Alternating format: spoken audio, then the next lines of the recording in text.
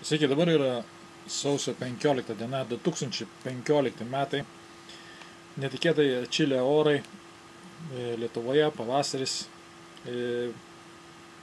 prognozės visokios keistos. Vieni vienaip kalba, kiti kitaip. Ir pagaliau pasakysiu savo nuomonę. Galbūt tai bus priežastis, gan ryški priežastis, dėl ko taip darosi. Vis daugiau žmonių sužino apie kristalų galimybės visokių chemijos tramdytojų.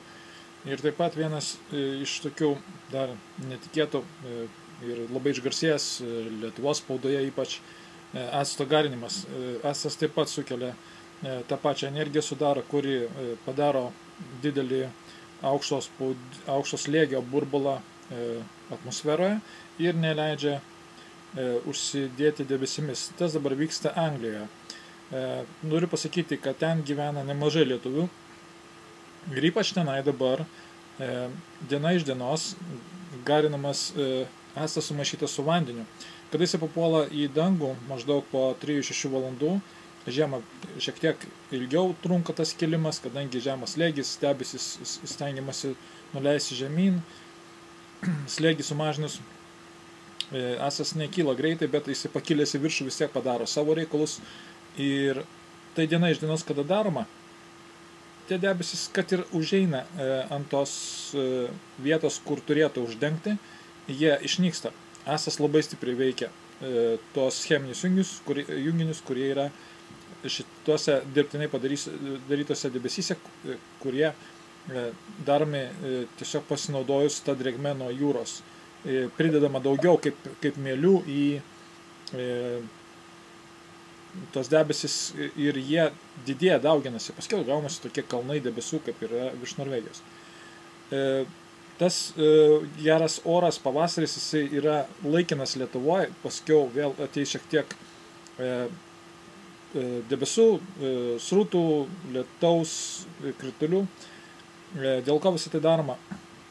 Labai didelės pastangos dedamos, kaip čia tiesi linija, iš apačios stumiama keliais satelitais daromas spaudimas ir suspaudžiama šitą juostą, kad jinai būtų tankesnė, kad jinai neišnyktų. Iš viršaus taip pat sumaišoma su šalto oro, norima kaip nors pridaryti sniego, kad patektų tas sniegas į Rusiją. Ir Rusijai ten pridarė jau nemažai problemų prieš kelias dienas, daug sniego, apledėję keliai, kliūtis, sustojęs transportas, aišku, daro didelius nuostolius šaliai. Bet iš dalies tai yra biznis. Kelininkams Lietuvoje tai buvo biznis, nes jie gautas lėšas tiesiog išvagė, išvaistė visai kitur, o pinigai čia dedami dideli. Todėl, kada orų modeliavimas buvo sugalvotas, tai nebuvo kažkoks tai, kad žmonėm padėti nuo saulės spindulių, tai visiškai melas. Vienas iš pagrindinių dalykų tai yra biznis. Kiekvieną šalį reketuoti vietinę valdžią, vietinį reketą, vietinius faktiškai vagis banditus numelžti. Ir tai padaroma ir su kiekviena šalimi. Kas nesutinka mokėti didesnį mokesčio, Turkija ir Italija 2011 metais gavo daug sniego, jeigu pamenat. Taigi, dabar pasižiūrėsim visą virtuvę, kas darosi pasaulyje. Čia matote, sukinėjasi sūkuriai. Ir pagal stebėjimus aš jau galiu pasakyti, čia buvo dienai padaryta ir tarpe naktis. Ypač kas praeina pro Europą, matote, dienos metu ir paskiau nakties metu tuščia, tai yra šaltas oras. O dieną krituliai, tam, kad saulė neišlystų ir visokiais būdais stengiamasi atšaldyti orą. Bet, kaip sakiau, visos jėgos metamos tam, kad tiesiog paskandinti sniege Rusiją. Afrikoje taip nesidaro, kadangi ten yra ištisai smėlio plynės, smėlis tai yra kvarcas, tai yra smulkus kristalai, jie spinduliuoja energiją ir ten kažką tokio padaryti yra sunkiau. Todėl labai retas reiškinys, kada ten iškrinta krituliai arba net sniegas, kuris buvo pasnygęs praeitais metais. Bet tai nebuvo vien tik tai kažkokia tai klaida, oro modifikatorių klaida. Tiesiog tas visas cheminis šniūras, kuris tęsiasi faktiškai netoli Amerikos krantų, lėktuvai, kada skrenda iš Amerikos į Europą, jie dalinai vykdo tą darbą. Ir toje virvė tiesiog buvo nuleista žemyn. Ten dirbo žmonių grupė, tiesiog meditacijos būsenoje, kitoje būsenoje, minčių pagalba galima tai padaryti. Užtenka net 2-3 žmonių, tai įmanoma padaryti. Kitą kartą užsukamas toksai sūkurys ir gražinamas į Ameriką, todėl Amerikoje irgi pasnigo tam tikrose vietose. Čia nėra pasakos, čia išbandyti, yra padaryti filmai, labai įdomiai atrodo iš tikrųjų iš viršaus. Tai jau faktiškai virto dokumentika, kada nors bus parodyti tokie faktai. O dabar grįžtam prie Europos žemyno, tai kaip matysite, čia eina didelė juosta ir ryt po ryt, aišku, nieko gero nereikia laukti, kad pagerės oras, bet pasižiūrim, kas nusimato, kokie orai nusimato artimiausių metų. Tai vat, ruda spalva yra krituliai, daug kritulių. Ir čia jums 3 dienų skalė kairėje šone, matote.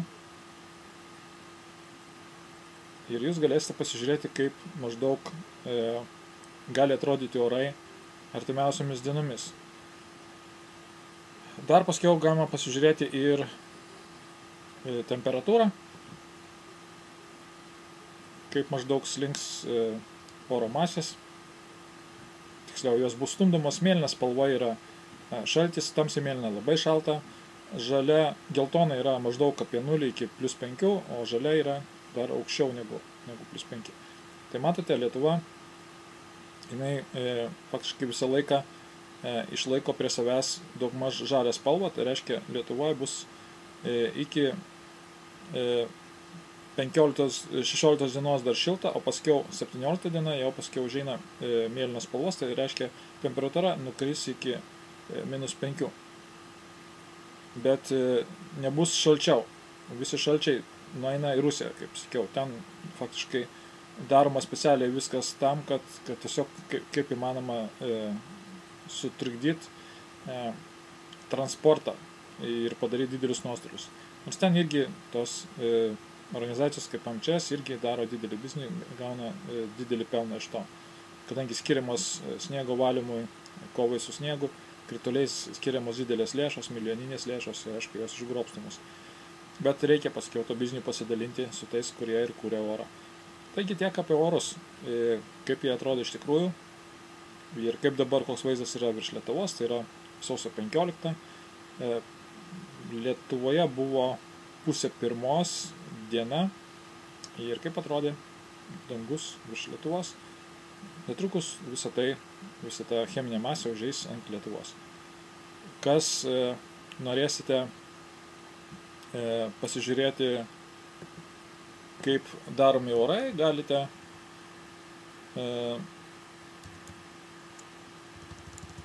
įsivesti puslapį Weather Modifications ir čia galėsite pamatyti visą technologiją, visą techniką, kuri naudojama orams daryti. Tiek debesims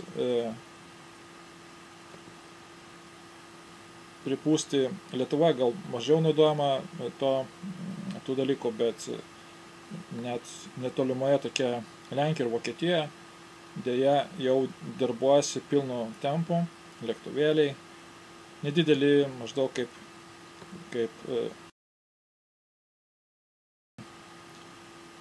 specialią įrangą, jų sąnaudos kuro nedidelės, o jie yra efektingi labai ir gali padaryti atlikti daug darbo. Matote, ant sparnų yra specialus vamzdeliai ir juose esančios cisternos, kada pakyla į debesis, jie juos padidina, pripylę daugiau cheminių medžiagų.